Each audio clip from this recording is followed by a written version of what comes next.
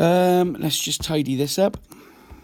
Okay, I'm not going to read all this yet, because like I said, I always go to the question first, but there's a lot of information that I've needed to pick out. So what I'm saying is, I'm not telling you not to read it, I'm just saying read the question and then read it. So, what is meant by a light year? Well, this is something we've got to remember. It's the distance travelled by light in 1 year.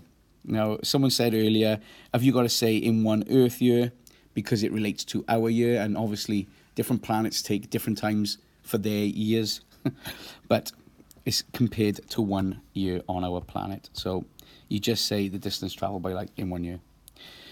Then, this next question, the sun is 500 light seconds away from the Earth. Use the equation distance equals speed times time to calculate the distance in kilometres. So, where have I got my information from? Well, I've got 300,000 from the distance. Okay, 1 light second is the distance travelled by light in 1 second. So that's 300,000. And then I've got my time, my seconds, 500 there. So like I said, I've gone back and I've looked at the information, and it says there anyway. So that equals 15 million kilometres. Now, once I've got my 15 million kilometres, it says the radius of Saturn's orbit is 9 astronomical units. Now, what is an astronomical unit? Well, just in case you didn't know, I would recommend you learn it anyway, but 1 astronomical unit is the distance between the Earth and the Sun. So the distance between this Earth and the Sun is always going to be 1 astronomical unit, because it's such a large distance. So, if the radius of Saturn's orbit is 9 of these, then I'm going to multiply this distance that we just calculated, which is the 1 AU really, and I'm going to times that by 9, because it's 9 AUs, and I come out with 135 million, or you can say 1.35 times 10 to the power 8 kilometres. When main sequence stars come to the end of their lives, they go through stages which depend on their mass. Choose words to correct this. Okay, so I've got a red supergiant, much more massive than our sun. So I need to look at the words now which satisfy.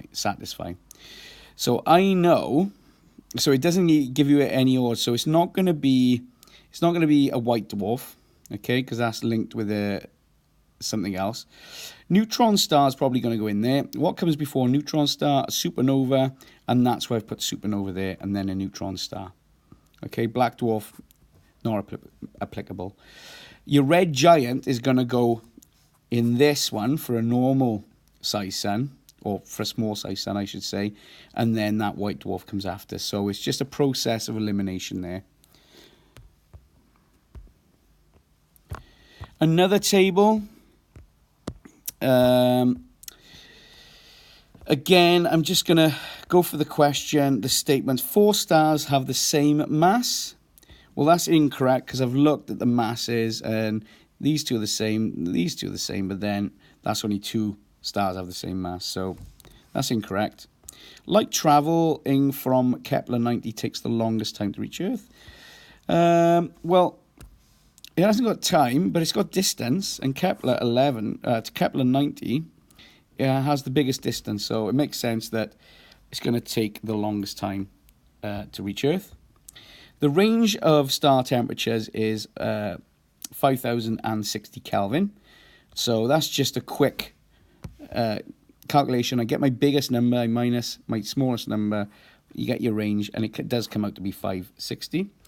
Now, I've already got my 2 marks, so I could take a punt now crossing these, but we'll read through them anyway. Hotter stars have more planets in orbit around them. Well, let's have a look. Temperature of the star.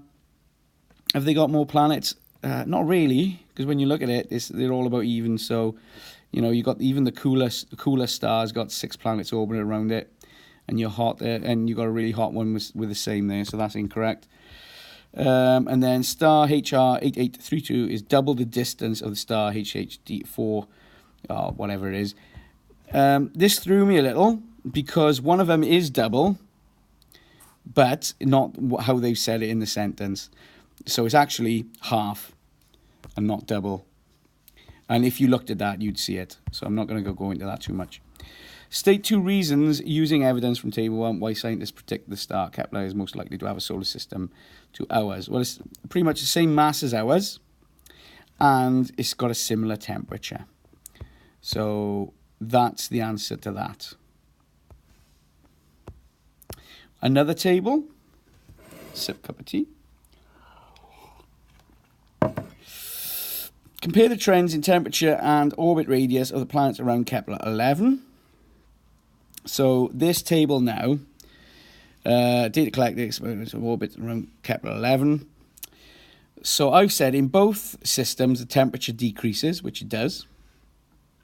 Okay, so as the planets get further away from the planet, is it a planet or a sun? It's going to be a planet, isn't it? Yeah, as the orbits get further away, the temperature decreases. Increasing distance, yeah.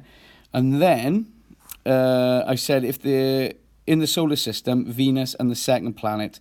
So what I mean by that, I could have said that a bit better, really. If you look at this one, temperature, they're all decreasing, but in our solar system, this one is hotter than this one. So that's the only difference there. So that's where I've compared for 2 marks. So in both systems, the temperature decrease. But in our system, you've got that little anomaly with the second planet, Venus and Mercury, where Venus is much hotter than Mercury, even though Mercury is closer to the sun. And then this is the last question. Some of the data from the table is used to plot a graph. And then it just wants me to find the orbit time not the orbit time, the orbit radius at 46.7 days, and there 46.7 days is there, and I've brought it back to 0.25, which I had to write in the table there.